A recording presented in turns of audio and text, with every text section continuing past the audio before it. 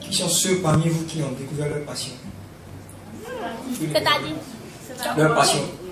Quelque chose qui est passion. Oh, laissez ça. Et quelles sont celles qui vivent leur passion? Les personnes qui vivent leur passion.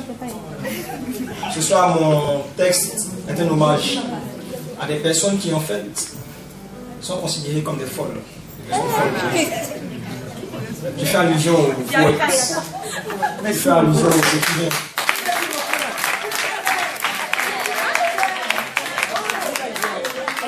Et pour moi, ce sont des soldats.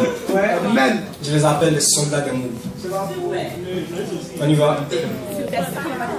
En décidant de noircir cette page, je n'avais aucune idée de la manière dont je m'y prendrais pour y parvenir. Il paraîtrait quelque peu non conventionnel. Dans mon esprit, aucune honte des armes que j'utiliserais pour lui voler sa virginité à cette feuille ne se présentait. Alors, je me suis laissé conduire. Quand la passion prend la décision de cambrioler vos principes, la raison ne peut que monter la garde. Et l'on s'abandonne entièrement à son instinct. On laisse fleurir son imagination et germer des fruits extraordinaires. Parfois, dans ces fruits, il y a beaucoup trop d'aigreur. D'autres fois, le goût est fade et souvent encore, on s'extasie de la saveur qu'il nous procure. Quoi qu'il en soit, chaque fruit est particulier. Chaque fruit a une place à prendre, un rôle à jouer et un message à porter. Nous sommes tous des architectes de vie, des soldats armés d'une feuille et d'un stylo. C'est sur des feuilles de papier que nous déversons notre trop plein d'imagination. Aujourd'hui, les choses ont évolué, l'informatique aide à aller plus vite, à taper un clavier encore et encore. Et plus on tape, plus le curseur se charge de retranscrire nos brins de pensée, nos instants de douleur, nos moments de solitude, nos millièmes de secondes de joie extrême aussi. Pour certains, rien n'est comparable à la sensation que procure le mouvement des doigts au gré d'une feuille de papier. Conservateur ou pas, le primordial, c'est d'éprouver du plaisir à écrire.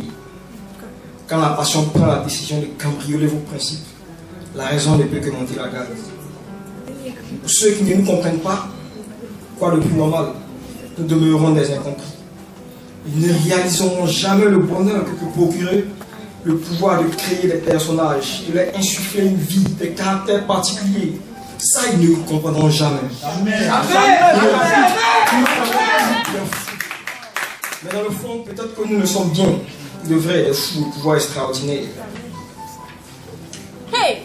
N'avez-vous jamais ressenti cette excitation lorsque dans votre esprit, j'aime une histoire fabuleuse? Lorsqu'une scène anodine fait bouillonner en vous ce rien que personne ne saura jamais expliquer. N'as-tu jamais ressenti cette excitation lorsqu'un stylo en érection pénètre le creux de tes doigts? La suite, c'est une suite de mouvements répétés dans le tréfonds de l'imagination. Le résultat, des jets d'idées passionnées qui seront ensuite transformés en pluie d'images dans l'esprit des oreilles attentives. Certains imbibent leur feuille d'eau de rose, d'autres l'arrosent à la sueur de leur imagination. Certains encore, c'est à l'angle de leurs larmes que leurs mots prennent vie. Souvent, écrit, c'est loin d'être un jeu sans enjeu. Alors, si c'est cela, être fou, demeurons tous fous. Car ce sont les fous qui peuvent faire avancer le monde.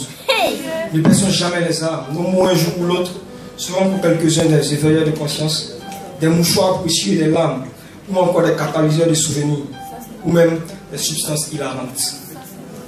Quand la passion prend la décision de cambrioler vos principes, la raison ne peut que monter la garde. À toi, lecteur, qui trouve la nécessité de nous lire et de nous relire, à toi qui prête une attention particulière à nos hiéroglyphes gribouillés sur des bouts de papier, te dis merci serait un euphémisme. Je veux juste titiller ton humanisme et t'inviter à accorder une attention particulière à nos propos tenus sans retenir. En y repensant, je réalise que ma plume à moi porte des mots teintés de pensée pour tenter les pensées de l'humanité. Et toi, combattant anonyme, que porte ta plume?